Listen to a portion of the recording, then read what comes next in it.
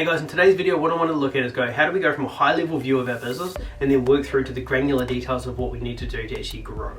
So what happens is we often will look at the moving pieces of the business and try to fix things that don't need fixing to subconsciously move ourselves away from the things that need fixing. Now, what do I mean when I say that? An example of how people actually do that is they will start looking at things that are further down the chain. Like they'll start looking at a website when they've got nowhere to drive traffic to a website, right?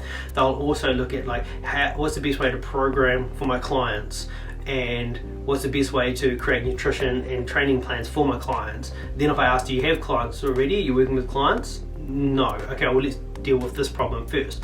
It doesn't mean that problem's not there, and it does need addressing, but it is a problem that we don't need to address right now.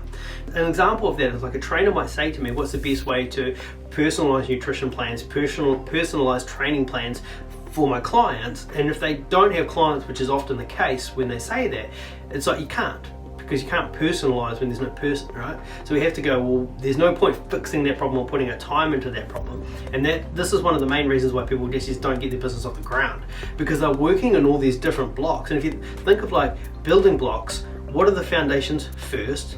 Then when we can build on top of that. But at the moment, if you don't have any clients and you don't have a way to have conversations and to generate leads, we have to worry about that. And now the way to do that, and we'll jump on the computer and go through that, is we have to define who it is that we're helping, making sure that person that we've defined has a problem that you know how to solve, so you can actually train this person, get them the results that they're looking for. You have the skill set to do that.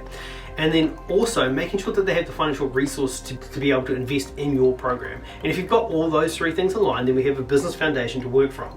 Now all we have to do is go, what do we have to do to actually be able to find these clients? So let's jump down here and go, how do we actually define who these people are?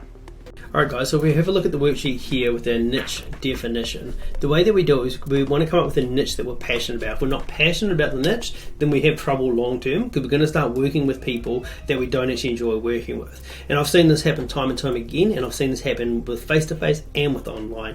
You end up working with clients that you don't enjoy working with, and you have clients that just suck your drive energy, which you don't want. So we go through the process of defining like five different niches that you're passionate about. Now that can be like triathlon, powerlifting, just on a high level figure out what that is. Then we go through what skill sets do you have, and that can be this is more just to make sure that you've got the skill set to be able to help your niche. I talked earlier about making sure we've got like a person with a problem, which we're trying to define now, making sure that you've got the solution for it, like the skill set to be able to help those people, and then they've got the financial resources to be able to do it. So identifying our skill set is the key to that part there.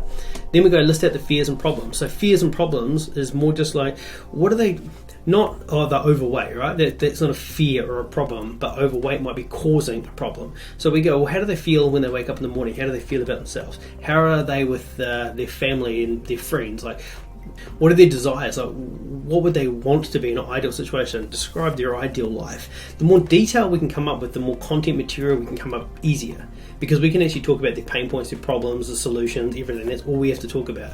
So if we were to like define this in more detail, we would go, okay, we've defined who the niche is. We know we have the skill set to do it. We know their problems and desires. When we create content now, we just go, okay, we're just talking specifically to this person about their problems and their pain points. What person? This person, the niche we decided. So we're not going through all of them. We just go, okay, well, what are five? Let's pick one that we're most passionate about and we want to work with. And then we really go from there.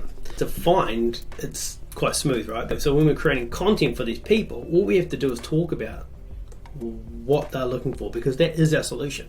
There's nothing missing now. We go, this is the person with the problem. All our content that we create is around the solution, and that solution is our offer.